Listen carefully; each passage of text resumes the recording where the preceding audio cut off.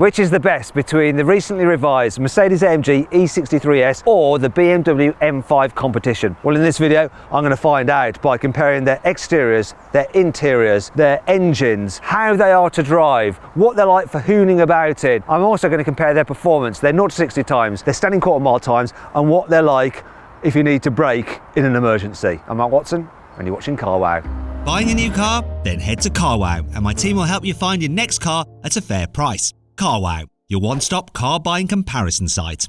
Let's start off by talking about the prices. So the BMW M5 Competition starts from £102,000. This is slightly cheaper. It's just under £100,000. So I'd definitely go for the Mercedes and save myself £2,000. No one who is buying this car would ever say. However, the list price is less relevant because you can get some massive savings off these through dealers if you're prepared to haggle. If you can't be bothered to haggle, you can just go onto Carwow. You can save £7,000 off an E63 S, which is pretty good. But on this BMW M5 Competition, you can save, I can't believe it, just over £20,000. Now, if you want to see how much money you can save off a cool car that's fun to drive and delivers a lot of performance, but is cheaper than these through Carwow, I'll put a link to that car up there. I'm not going to tell you what it is or what the saving is. It's definitely worth checking out there. Click on that, you'll be able to see. Alternatively, at a later date, you can just go to Carwow by simply Googling "Help Me Carwow," and my team and I will help you choose the right car for you and get it for a fair price from one of our trusted dealers. Now let's compare these cars' designs. I'm going to start off with their fronts. Isn't it nice to see BMW's old grille? You're going to miss that. Anyway, both these cars have quite aggressive noses, don't they? So loads of vents, and the vents are all real because they've got huge radiators to cool the massive engines beneath their bonnets. The main difference is I think the Mercedes has kind of like a scowl, like it's like downturn, like, whereas the BMW is more like, yeah. Do you reckon that's how the designers, where they're talking to their teams to lead the design process? Do you reckon that's what they say? Yeah. Anyway, personally, I prefer the front of the Mercedes, though Lewis behind the camera prefers the look of the BMW, but Lewis is wrong. From the side, yeah, it's a tough one, this. Both cars are a bit low to the ground than the standard cars on which they're based. They're more aggressive looking because they have wider front wheel arches, though the front wheel arch on the Mercedes just seems a little bit more pronounced. When it comes to the wheels, I'm probably going to go with the BMW, just because of the design of the Merc wheel, the way they have this bit here in black. It actually makes the wheel look smaller than it really is. Ooh, it is a tough one, but the thing that probably swings it for me about the BMW is this. As standard, the M5 Competition has a carbon roof. And carbon roofs are cool, so too are the M-style door mirrors with that extra element there, whereas the Mercedes mirrors are pretty normal. From the rear, there are a couple of things that I prefer about the BMW, such as I love the soft LED light design, whereas this is just a little bit more normal. And while they all have quad tailpipes, the ones on the Mercedes are actually a fake surround with just a normal pipe inside, which looks a bit rubbish, whereas these on the BMW are 100% authentic. However, overall, I just think the rear end of the Mercedes just looks a little bit more special. I don't know whether it's due to the chrome, the three-point star. It just seems to work better together than the BMW. In terms of the overall design, I personally just about prefer the Mercedes, but only just. Now I'm going to talk you through all the chassis upgrades that these cars have over their standard versions and also compare the two between the BMW and this E63. So the Mercedes comes with air suspension as standard, and you've got adaptive dampers as well, but the setup is stiffer than you would have on a normal E-Class. Also, it's got a four-wheel drive system which can send 100% of the power to the rear wheels. In fact, there's even a drift mode which you can engage, which decouples the front axle so it then becomes rear-wheel drive, so you can then behave like a total hooligan. And here's a montage of me doing just that. Whee!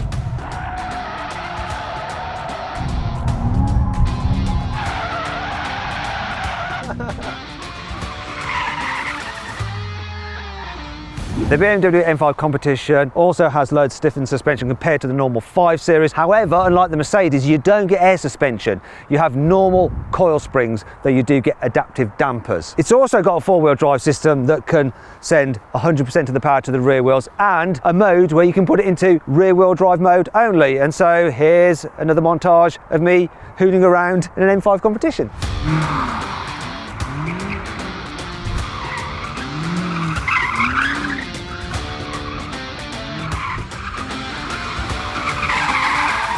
Let's compare the car's brakes. So the E63 S has 390mm disc up front, gripped by 6-piston calipers. I like the calipers in red with the AMG writing on it. And at the back you got 360mm disc gripped by a single piston caliper. Annoyingly, you can't get carbon ceramic brakes on the E63 S in the UK. You probably can in other countries, but not here for some reason. The BMW has 400mm discs up front, gripped by 6-piston calipers. At the back you got 396mm disc gripped by a single piston caliper. You can get carbon ceramic brakes in the UK on the M5 Competition. They cost you about 8 grand. And then you have 410mm discs up front. Now, carbon ceramic brakes are good for if you're on the track a lot because they resist fade compared to steel brakes. They don't actually give you any better stopping performance, they just last for longer. Anyhow, let's compare these two cars' stopping ability by doing a brake test. Okay, let's brake test this bad boy. Full emergency start from 70 miles an hour. Here we go. Double foot braking. It stopped in 44 meters. That is pretty good. Now let's see what the Mercedes can do. Okay, now I'm in the muck. Let's see if it can stop from 70 miles an hour in a shorter distance than that BMW. Here we go. Well, that was pretty intense. So this car stopped from 70 miles an hour in 43 meters. So that's a victory to the AMG. Now I'm going to compare the sound these cars make when you rev them stationary. Imagine you just bought this car, you want to let your friends hear your V8 engine. You're going to do this, right? So I'm going to rev up the Merc first. So go on, let's hear the AMG.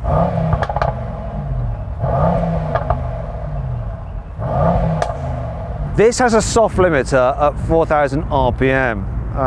And it's just been updated, so it's fitted with a petrol particulate filter, so it doesn't sound quite as good as it used to before. However, it still does do the pop and bang sound when you rev it stationary, so yeah, I can kind of let it off. It sounded pretty meaty. Now let's hear the BMW rev. Oh. So that's a bit more race car-y, but it doesn't pop and bang. And its soft limiter is at 5,000 RPM, which is a little bit better. It's a tough one. I think I prefer the sound of the BMW, but that's only when you're revving them stationary. It could be a different result when I'm actually driving them, and we'll find out about that in a bit. Sorry to interrupt the video, but are you German watching this channel and you'd like to watch some car reviews in your native language? Well, click on the pop-out banner up there to go subscribe to the Carwow German YouTube channel presented by a proper German person. Und das bei einem deutschen Premium-Hersteller. Go check it out now. Before I compare these cars' engines and launch them to see how quick they are from 0 to 60 and over the stunning quarter mile, I'm just going to talk you through their interiors. So the Mercedes has quite a flamboyant design, the swooping effect of the dash, these big air vents, you get carbon fibre as standard. It's nice, and the steering wheel's lovely. I like the fact it's got Alcantara on it as well. I like these controllers. You can flip through different modes quite easily when you're driving along, and you've got these huge screens which dominate the dash. You can flip through different views of the digital dials, which I like, and I like the infotainment system. I find it pretty easy to just swipe through different menus, but generally I'm going to use Android Auto or Apple CarPlay in this car. There are a few things that let it down. For instance, some parts like there, which is in the island, you can see that feels a little bit cheap, and then this button you press to open the center console, that feels a little bit cheap. Here on the inside, the BMW M5 Competition's cabin isn't quite so stylish as the Mercedes, but I think the quality is deeper. So the materials just feel a little bit nicer to touch. There are no cheap parts for you to look at. For instance, the center boss of the steering wheel is leather. It's not plastic like on the Mercedes. I like the way we've got Alcantara headlining on this car as well, whereas it's just normal headlining in that Mercedes. However, if you want carbon fiber in this, it's an optional extra. Still, lots of the parts just seem quite expensive anyway, like the controls here for the climate. This big overstyled gear selector as well.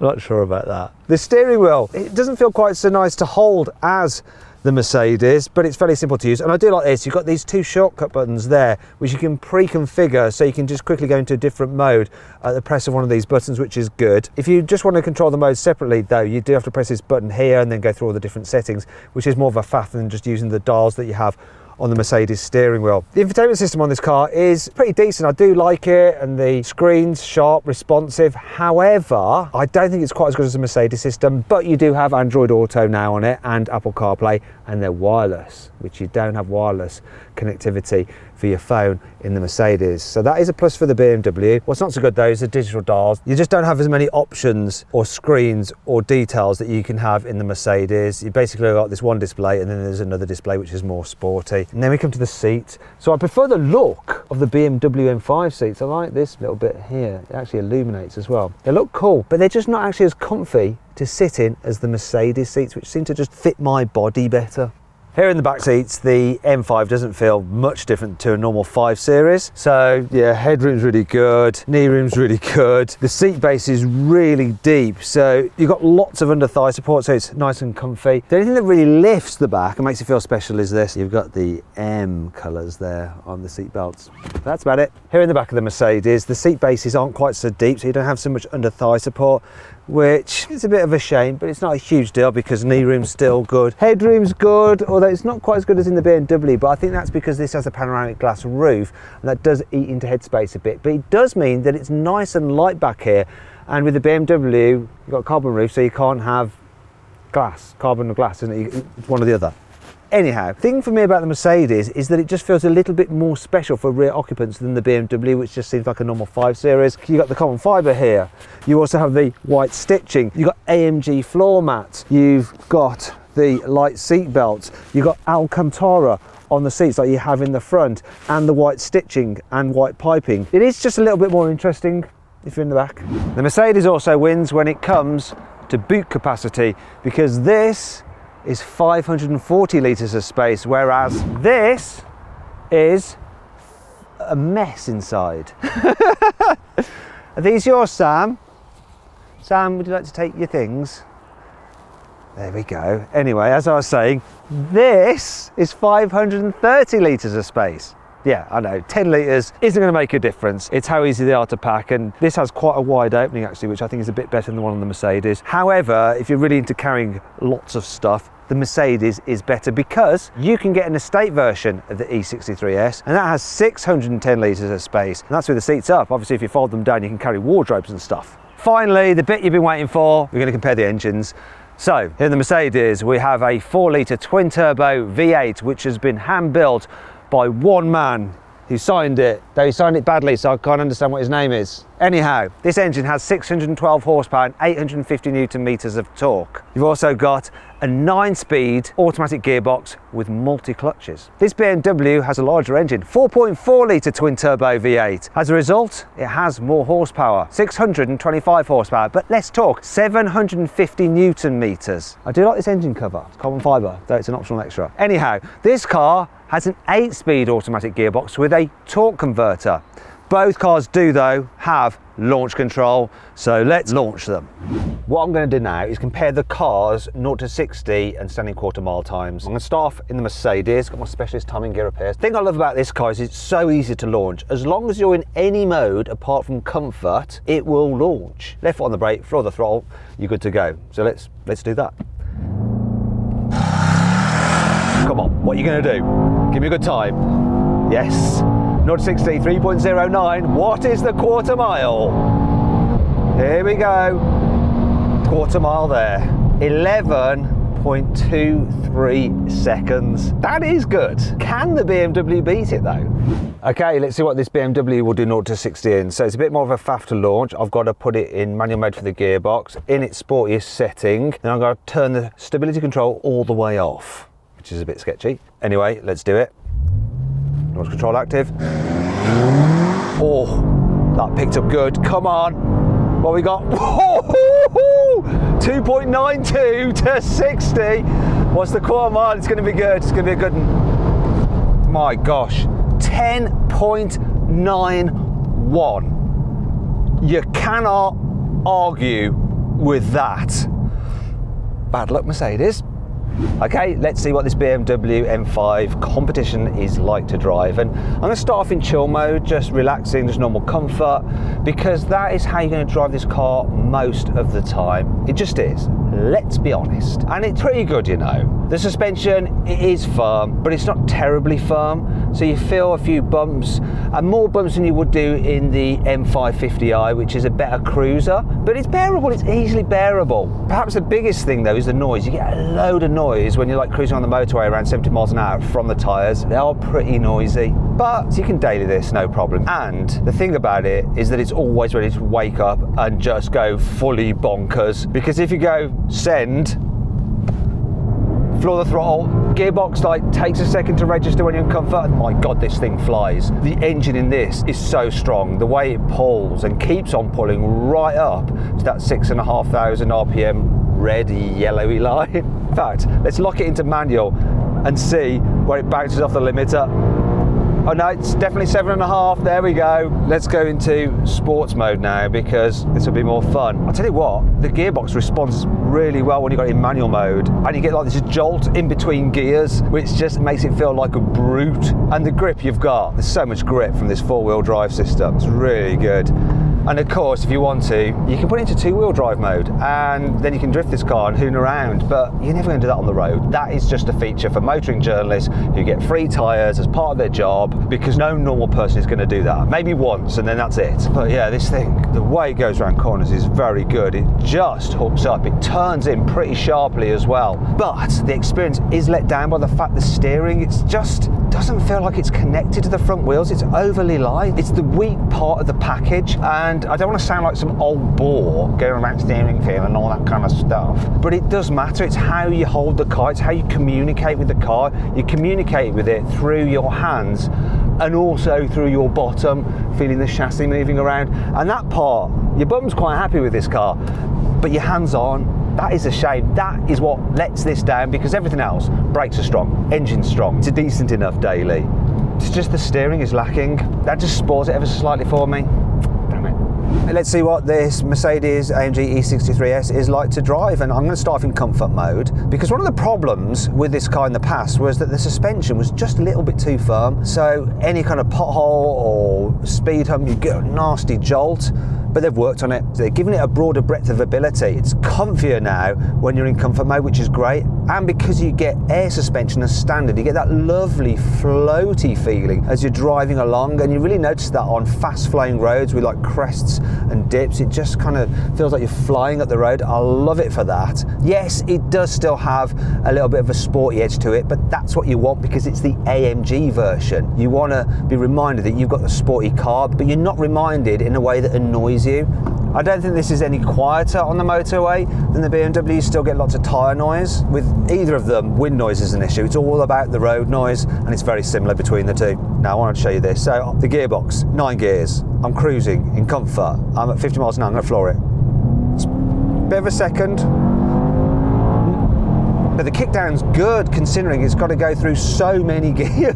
And that's in comfort as well, so it does respond quickly, and then the engine is on point, and it makes a fabulous noise. I think the engine in this sounds better than the one in the BMW. It's just more raucous, more throaty, more hairy chested, and that is kind of the theme with the car itself. So I'm now going to just go into Sports Plus mode, which is good for fast driving on the road. I can mix and match and have the suspension in soft if I want to, because the road's bumpy, but it's not here, so I'm going to have it in the firmest setting. Same with the steering, but you can do all that in the BMW. But the first thing that you notice really when you're driving this thing hard compared to the BMW is the fact that the steering is just nicer. There's more feel through it, a bit more weight as well. You do feel like it's connected to the wheels. You get more of a sense of what the car's doing, and you just feel more involved in the driving experience as a result. It's more of a sense of occasion. The chassis, it's great as well. You can feel through your bum what it's doing beneath you, and it is quite playful. You can get it rotating underneath you. If you're rolling it into a corner, you can get it in on the weight transfer. It's nice, it's lively, it's fun, and then once again, four-wheel drive system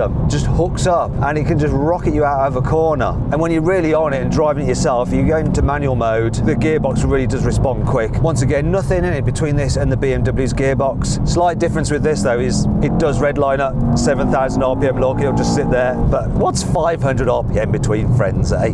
They're very, very closely matched, these cars, but I just think this Mercedes just has more bombast about it. It's got a bit more personality. You feel like BMW is almost holding the M5 Competition back a bit so that the M5 CS, which is coming out, is the sportiest, the most extreme version, whereas Mercedes has gone, right, this is it, this is as good as it's going to get, the E63 S, we're going to chuck everything at it, and it feels like they have. It's a fabulous car. I absolutely adore it. It's so, so good.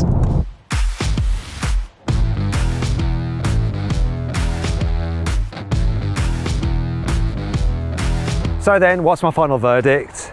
Well, these cars are very closely matched. However, the Mercedes just seems to have a greater sense of occasion. It just feels a little bit more special when you drive it. And really, at this price, these kind of cars need to make you feel special. And that's why the Mercedes-AMG wins this test. I hope you all enjoyed the video. If you did, please give it a like. Let me know some other twin tests or group tests you'd like to see in the comments below. I'll check them out and try and make them happen. If you click on those windows there, you can watch some drag races involving these cars. And if you click on that box there, you can go to Carwow to see how much money you can save on a new car.